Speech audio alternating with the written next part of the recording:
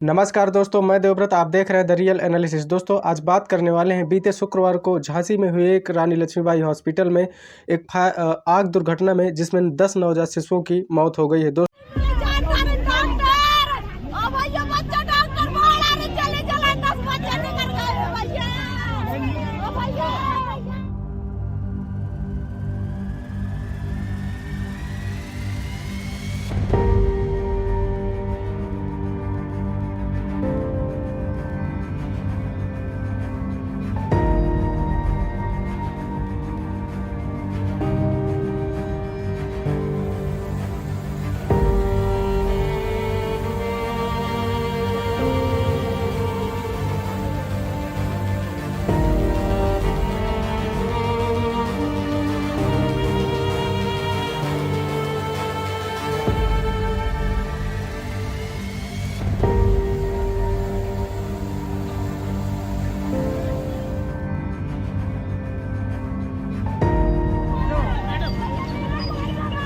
क्या हो गया था?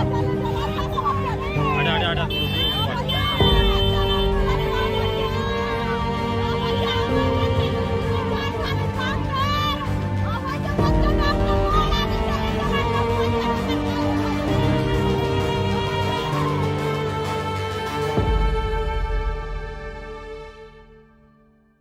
दोस्तों, इस घटना के बाद योगी सरकार ने उन मृतक के माता पिता को या उनके नवजात शिशुओं के माता पिता को 5-5 लाख रुपए का कंपनसेशन देने का वादा किया है कि उन्हें 5-5 लाख रुपया दिया जाएगा। दोस्तों, हर घटना के बाद हमेशा यही होता है कि बस उनके परिजनों को कुछ रुपया दे दिया जाता है और उन्हें मतलब उससे कोई मतलब नहीं होता है।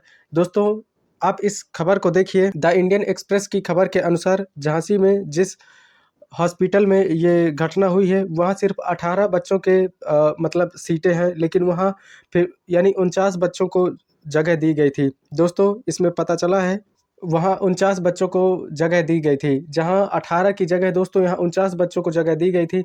आगे आप इंडिया टुडे की रिपोर्ट के अनुसार ये जो आग लगी थी, ये वहाँ शॉर्ट सर्किट के कारण लगी थी और इलेक्ट्रिकल ओवरलोड के कारण आग लगी थी। दोस्तों, यही एबीपी न्यूज़ के में आता है कि जो एक्सीडेंट हुआ है वो ऑक्सीजन कंसंट्रेटर में आग लगने के कारण हुआ है। दोस्तों, इस हॉस्पिटल में जहां 49 बच्चों में 39 बच्चों को बचाया गया है और 10 बच्चे नहीं बचा पाए गए और उन्हें आग में झुलसता हुआ छोड़ दिया गया है, या कहिए कि वो बच्चे बच नहीं पाए। दोस्तों, हर हमेशा यही होता है, पहले से किसी चीज़ का केयर नहीं किया जाता और बाद में बस उनके माता पिता को बस एक छोटा सा अगर पैसे। दोस्तों, भगवान उन बच्चों को शांति दे और उनके माता पिता को सहन शक्ति प्रदान करे, लेकिन ये समझने वाली बात है कि अगर यही मतलब जो सावधानी अगर पहले से बरती जाती तो ये हादसा नहीं होता और जो इतने 10 बच्चे नवजात शिशु जिन्होंने अभी धरती में सिर्फ कदम रखा था, वो इस दुनिया से को छोड़कर नहीं जाते। दोस्तों, आप ये खबर देखिए इंडिया टाइम्स ऑफ इंडिया की कि इसमें जो सुनीता और संजना के ललितपुर के हैं, उनका एक बच्चा है, वो प्री मैच्योर पैदा हुआ था, जो वहाँ रेस्पिरेटरी इशू के कारण चलते वहाँ भर्ती किया गया था।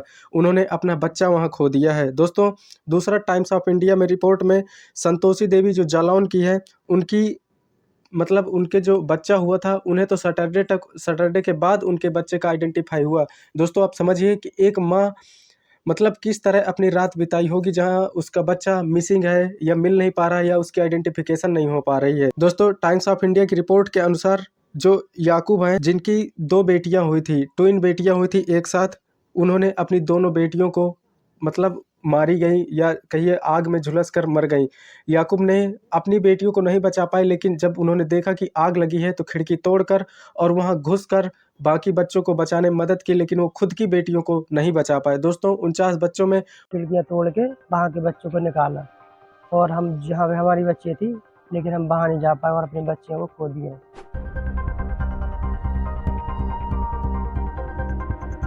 39 बच्चों को बचाया जा सका है और 10 बच्चों को नहीं बचाया जा सकता, क्योंकि उसके बाद आग इतनी ज़्यादा बढ़ चुकी थी कि उन 10 बच्चों को निकालना मुश्किल हो गया। दोस्तों, ये द इंडियन एक्सप्रेस की रिपोर्ट के अनुसार वहाँ जो नर्स थी, एक नर्स थी, जिन्होंने जैसे ही आग लगते हुए देखा, उन्होंने भागकर उस कमरे या जहाँ बेबी थे या जो बच्चे थे, नवजात शिशु थे, उसकी तरफ बढ़ी।